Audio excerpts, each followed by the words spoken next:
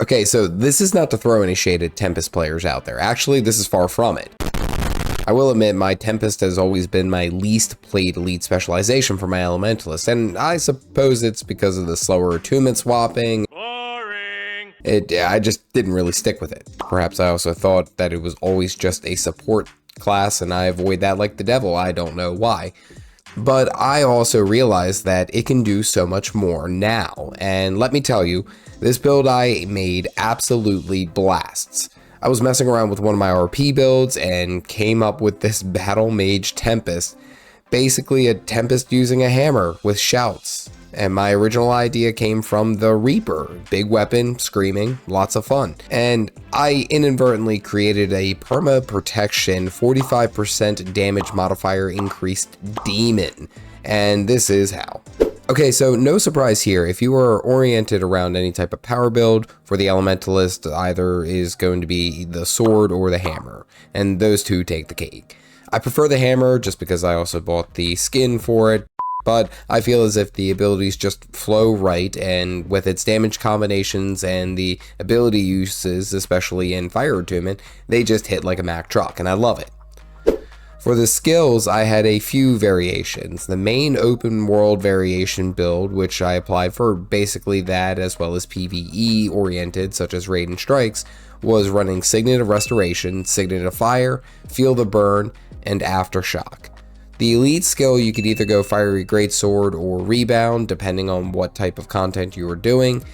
But why did I run a mix of signets and shouts? Well, that boils down to our Traitlines. With our Traitlines, we run a straight Earth, Fire, Tempest build. For Earth, we took 3-1-2. Every time we gain an aura, we gain protection. But not only the standard protection, the increased protection from Tempest, which is a 40% damage reduction. The signets help with the damage of the build, but thankfully we also provide quite a bit of auras baseline, so we can keep that protection buff up near full time, along with maintaining our signets active and passive effects all the time. For the fire line, we have two variations, but the one that I prefer is running 1, 3, and 2. This allows us to get more power after reaching a certain amount of might stacks, and each time we use a fire ability in our fire attunement, it equates to more might generated. Then once we swap attunements, we explode with all the excess might stacks that we have accrued. The alternative is of course to run the fire fields trait here, but personally I feel like this build just didn't generate enough fire fields to make it worthwhile. And lastly, for Tempest, we ran 3-1-1. This allows us to generate auras with overloads, increasing our damage output by 10% with each shout, and when we finish an overload we gain a flat 25% damage increase modifier. Paired with our relic choice, we can have upwards of 45% outgoing damage for some seriously wicked burst. But what about the gear? So we can go a few routes here. The simplistic outlook, just always run Celestials, as it is basically built for the Elementalist.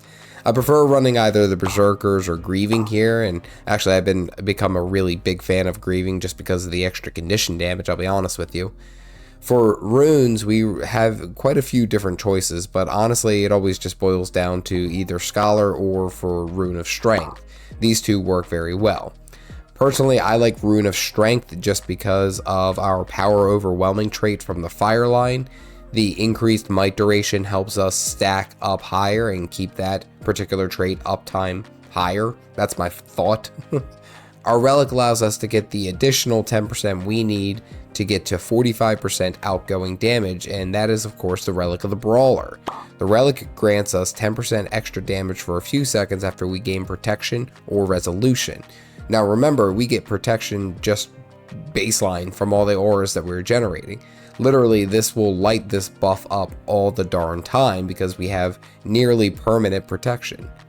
For the weapon sigils, you can do a handful of options. The standard accuracy and force is a simplistic approach.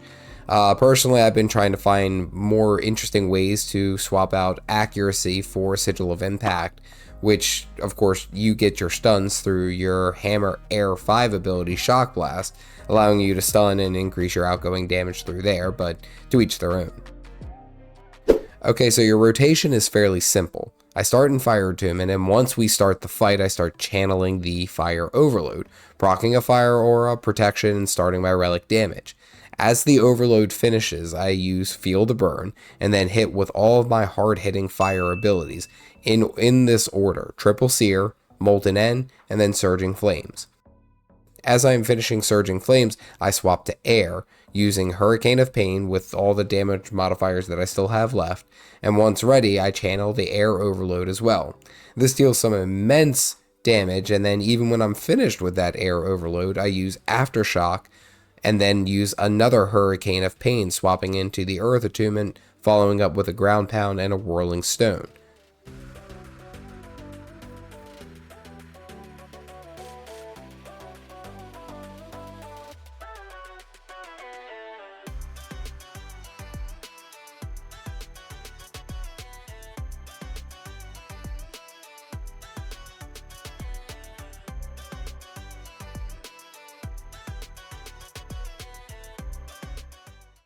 Now, please note that this rotation does take a bit of time because there's, of course, a lot of different buttons that go through it.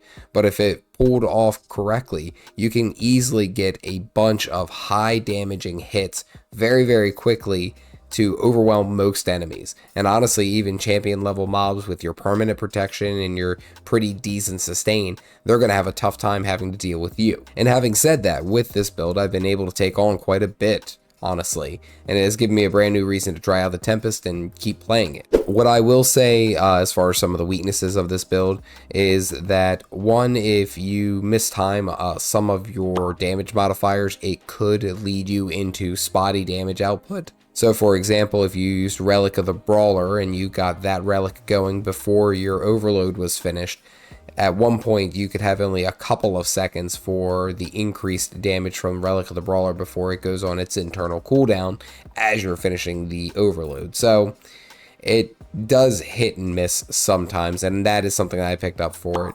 The Signet of Restoration, as well as paired with Water Attunement, is pretty much all the sustain that you will need because of the permanent protection, but getting stun locked or any type of crowd control in this particular build, you have no stun break, so keep that in mind when going up against enemies that could potentially stun break you and down you that way. Overall, I loved this build, and this is something new that I've been trying out with the Tempest. I've actually even taken it into a couple of PvP matches, and hopefully I'll be able to get more information or a better idea of what needs to change for it to work there. However, this build was just absolutely fun.